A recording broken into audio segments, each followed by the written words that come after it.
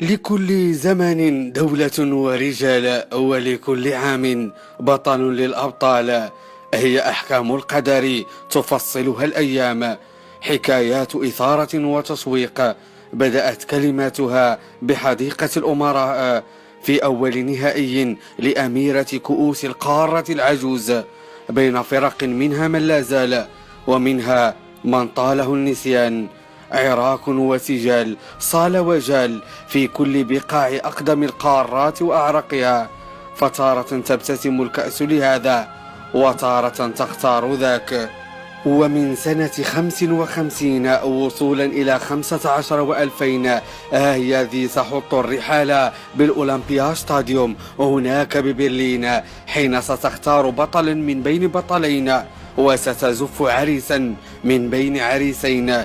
فطرفا ليلة الأحلام ليس إلا أبطال إيطاليا وإسبانيا، أبناء تورينو وقراصنة كاتالونيا، في موعد الختام والذي فيه سيماط اللثام عن من سيحمل مدللة الكؤوس وأغلاها في ليلة العمر. فالموعد أكبر من فريقين بل وبلدين، إنه حلم 12 بلدا، جنسيات محاربين يؤثثون صفوف الكتيبتين، والذين حجوا إلى بلاد الإسبان والطليان لتحقيق حلم العمر ومجد الزمان. البلانكونيري بسلاح الكاتيناتشيو وطموح الأباتشي تدخل نهائي ألمانيا، وفي القلب والأذهان حلم التتويج بالثالثة في تاريخ اليوفي وتحقيق مجد الطليان.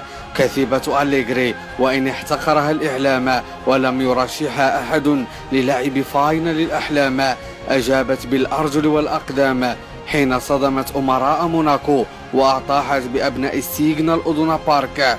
والوصول إلى النهاية لم يكن إلا بعد الإطاحة بالملوك في سهرة البرنابيو وبأرجل ابن الدار.